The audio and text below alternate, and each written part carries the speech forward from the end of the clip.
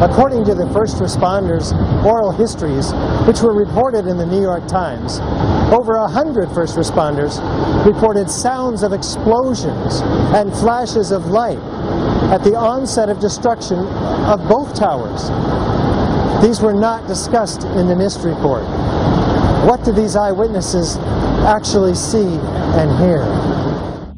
All the other evidence of seeing flashes and explosions and the melted metal and the dust particles and with the explosive chemicals found in the debris, there's just a lot of questions about what's been going on, and that these questions have not been answered or even addressed in any sort of full way. We have eyewitness testimony of firemen, policemen, news reporters, and occupants of the building to explosions. An enormous number of eyewitness testimonies.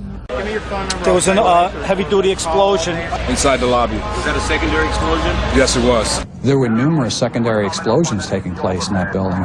There were continuous explosions. There was a secondary explosion, probably a device either planted before or on the aircraft that did not explode until an hour later. Then there was those secondary explosions and then the subsequent collapses. It sounded like gunfire, you know, bang, bang, bang, bang, bang, and then all of a sudden 3 big explosions. About 50 consecutive bangs, and it fell down like a waterfall. And we heard the noise associated with an implosion. We heard a very loud blast, an explosion. We heard a loud explosion. At that point, we heard a large boom. Do you know if it was an explosion or if it was a building collapse? To me, it sounded like an explosion. There was another major explosion. All of a sudden, you hear explosion, and you could see the building starting to collapse. Huge explosion that we all heard and felt. We could hear a rumble, which was about 5 seconds long, preceding the actual collapse, and then a boom when each of those towers collapsed. Just seconds ago, there was a huge explosion, and it appears right now the second World Trade Tower has just collapsed. I was about 5 blocks away when I heard explosions. Then you heard from far away, boom, boom. And you heard the boom, boom, boom, boom, boom, boom. It was if they had detonated. Yeah, as if they were planned to take down a building. Boom, boom, boom, boom, boom, boom, boom. And it just started going pop. It just started going boom, boom, boom, boom, boom. And he goes, how fast? I go like firecrackers. One of NIST's other excuses was that there were no blast sounds heard by witnesses or recorded. There's so many videos of witnesses from that day that report explosions. There's radio transmissions from the FDNY. We have the transcripts that were recorded, back in 2001 of all these firefighters and first responders reporting explosions. There's no doubt they were heard. In the oral histories of the emergency personnel taken down in late 2001 and early 2002, there are over 100 individuals who made comments about seeing, hearing, and feeling explosions in those buildings. These oral histories were documented well before NIST started their World Trade Center investigation in September 2002. This testimony should have caused the presumption that there was a good chance explosive residue would be found and justified testing for it, rather than the opposite. Reviewing the some of the eyewitness accounts and people hearing what sounded like explosions and things like that.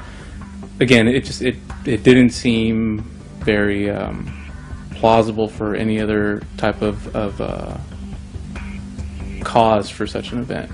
It doesn't look like a collapse. It's like a huge mushrooming, billowing kind of an event. That whole thing looks nothing like a building falling down. It's a building being blown up, and it's being blown up progressively from the top down. That's what the physics shows. NIST acknowledges in their response to a request for correction that they are unable to provide a full explanation of the total collapse. Yet they refuse to consider the possibility that explosives or some other form of demolition device could have been used to cause the collapses of the towers. And the fact that controlled demolition is consistent with all the available technical evidence. And the response to that request for correction is NIST simply saying they're unable to provide a full explanation for the total collapse, even though that was their task given to them by Congress. The core structure of the building had to have been destroyed by other means.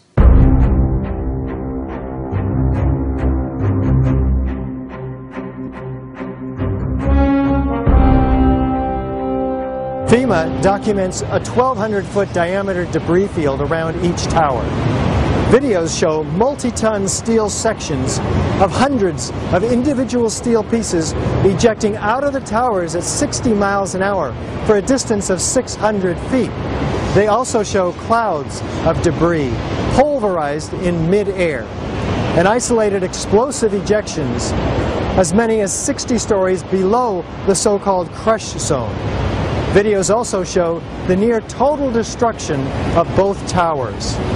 What does all this tell us about the forces and energies involved in the destruction? The spread of debris in a large radius around each tower. What we see is an outward explosion of material beyond the perimeters of each footprint. And this is not expected, and it's not congruent with the reports of our government. Debris that was shooting out for hundreds of feet in all directions, 70 miles an hour, leaving the 80th floor of the North Tower and making a fairly level trajectory, that to me is fairly alarming. Large multi-ton beams were hurled hundreds of yards laterally. Gravity works vertically, not laterally. The number I got was 78 miles an hour. So something's happening to throw these things horizontally at those kinds of speeds. And here it is trailing white smoke the whole time. It really is indicative of some kind of explosion. The individual explosions that I noticed 20 and 30 and 40 stories below the collapsing structure, those are what we demolitions guys call squibs. And that's another characteristic that seems to be evident. Well, in the case of the South Tower, you can see these jets of black smoke being ejected from many locations on many different floors above the level of the impact. There's a whole bunch of these squibs or puffs that are coming out the side of the building. And naysayers tend to say, well, that's just air being blown out the windows because you have like an accordion effect. It's being compressed. Well, it's going on at a lot of different levels at the same time is one thing. And if you're compressing it out here, if you're blowing out the windows down here, how are you getting the air pressure? I mean, it doesn't really work to say it's just air pressure. I estimated these are coming out faster than 100 miles an hour. The impact of the floors pancaking upon themselves would create gushes of air out the side, but not the kind of explosive force that we saw that would throw I-beams across the street into the windows of other buildings. The ejection of the materials out of the building, the manner in which it fell, the speed at which it fell, exhibited all the signs of demolitions and the completeness of the destruction down to their individual elements. When the South Tower was destroyed, at first it looked like it was going to land in the street or take a building out next to it, and then all of a sudden it disappears in this huge cloud of smoke, which didn't seem to make sense at the time. How can those steel columns, the massive steel columns that they are, supporting that weight of that building, virtually disappear?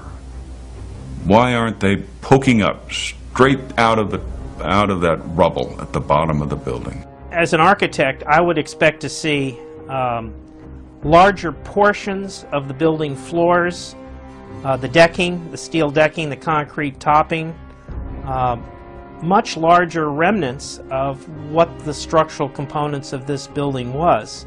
There were just small fragments of strewn steel components. There should have been much larger pieces for examination on the ground. After all, there was 110 floors in each building, and each floor plate was over an acre in size. The fact that it was all reduced to rubble and powder just did not make sense at all. We have no explanation of how the concrete was pulverized. It takes an enormous amount of energy, way beyond what we have in aviation fuel. There were two substations on the 108th floor, the 75th floor, and the 41st floor, and the 7th floor.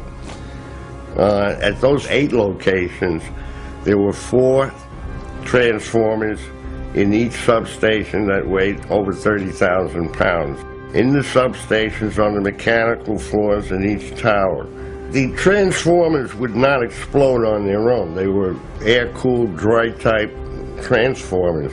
And yet after the collapse, there was, as from what was reported, there was no evidence of them being found at the bottom of the towers. I wonder why. It was a shame that after the collapse that a forensic unit, a forensic engineering unit didn't go into the debris and try to find at that time why the towers had collapsed. I'm sure there was other evidence that could have given a better indication at the time that there was something else wrong.